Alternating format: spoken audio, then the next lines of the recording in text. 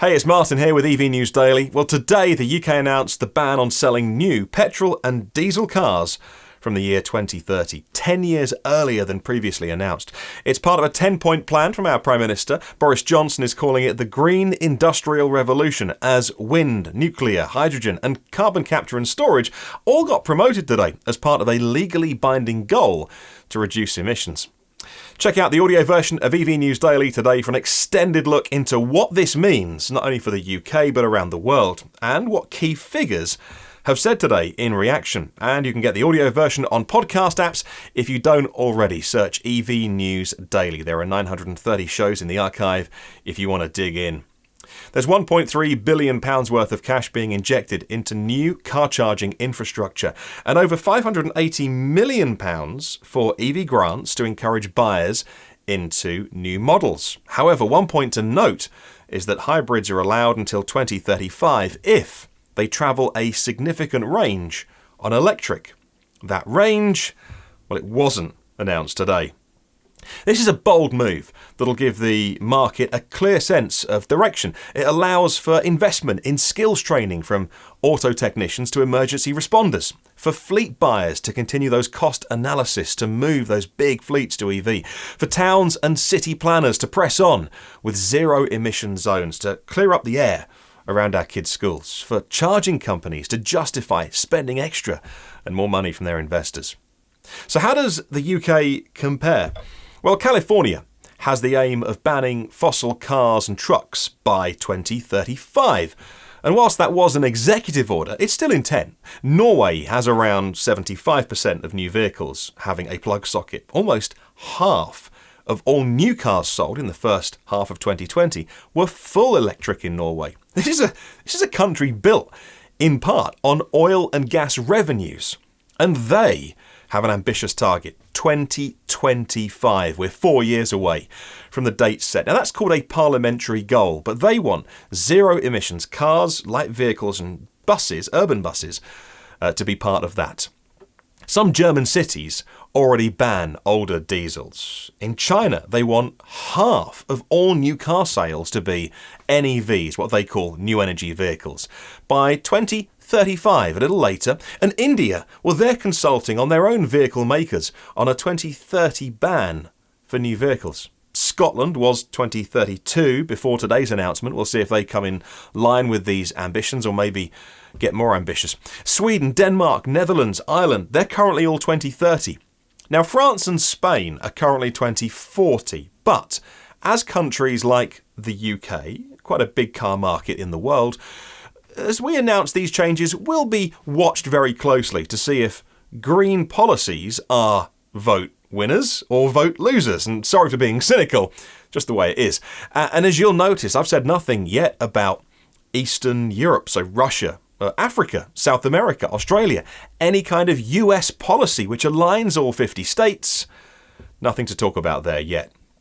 And why is policy so important? Because there are places where it's already been achieved. Take Shenzhen in southern China. They have the world's largest electric fleet of pure electric buses and electric taxis in the world because they started lawmaking in 2008. And the buses hit the road from 2010, improving air quality. And if you want to buy a petrol car there now, you have to enter a sort of government lottery, like an auction. But want to buy an EV? Well, you can do that anytime. You see there, money and technology followed policy, which is why I'm so excited, being in the UK, about this new policy today.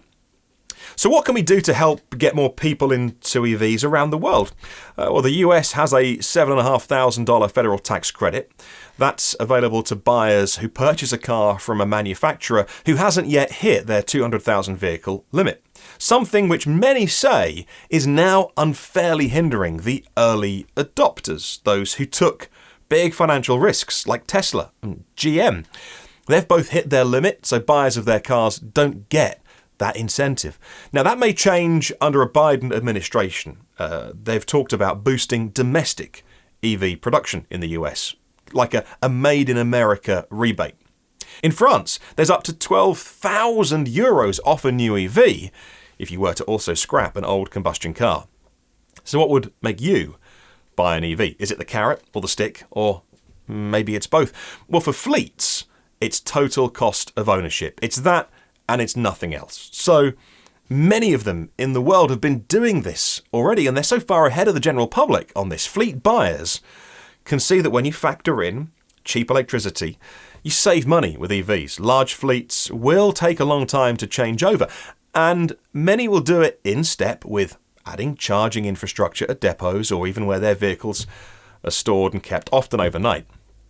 So in conclusion, today's announcement is unquestionably a good thing. The devil is in the detail. What do they mean by allowing hybrids which do significant distance? Is that 10 miles or is it 100 miles? I would say, the way that plug-in hybrids will be in 9 years' time, it should be 100 miles. And here's the key thing. This ban is only for new vehicles. No one's taking away your existing combustion car if you're a petrol head. And that's the thing. It's 9 years away. EVs, as you know and I know, EVs are more Silicon Valley than Detroit, in that the pace of innovation and technology is moving so quickly, and it's part of human nature. It's been proven many times that we don't comprehend innovation very well. We tend to either massively underestimate it or overestimate innovation. I mean, look, it's 2020 and I'm still waiting for my hoverboard. And yet the phone I carry around with me is the stuff of science fiction. So let's rewind 9 years rather than going forward 9 years. What phone were you using 9 years ago? Well, chances are it was the iPhone 3G, which is only the second iPhone. It had a thing called apps that you could download from the newly launched App Store. There was the BlackBerry Bold. There was Google's Nexus 1. Remember Nokia's Symbian-powered N8? Kids watching this saying, what's a Nokia? Exactly. Look, we know from VW's plans that in 9 years, by 2030, they want to be selling 20 million EVs a year by the end of the decade. China has had for such a long time an aggressive EV policy, and Tesla, well, they're becoming their own cell maker, which allows for 500, 600, 700 miles in an EV. And that, their goal is the middle of the decade. Add 5 more years to Tesla after that, it'll just be normal. Battery costs have come down over the last 10 years from around $1,000 per kilowatt hour to $100 per kilowatt hour. That's the most expensive part of an EV, and the costs are still coming down. EVs are already cheaper than combustion cars when you factor in the running costs and the lack of servicing over a typical ownership period. That's been proven. But soon, they'll be cheaper to buy. And at that point, when the ticket price is cheaper than a combustion car, you don't need governments and states to be making policy, because economics takes over. The pound in your pocket and the dollar in your wallet, that is stronger than anything else.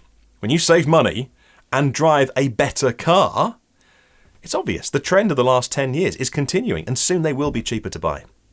And finally, I'll conclude with the perception of today's announcement. I'm interested in this, you are, because you've got to the end. So we are different, but most people have a busy life. They'll simply read the headlines, or they'll hear it, and they'll hear petrol cars being banned. And that will impact buying decisions in the short term and residual prices. Let's face it, who's buying a diesel car today after the news when they're going to be worth nothing tomorrow? All right, I'm exaggerating. It's not reality, but it's perception, and it's important. What do you think about today's news? Leave a comment below. Check out the full podcast in audio form, much longer than this, as we really dig into the news. Just search EV News Daily, and I'll see you tomorrow.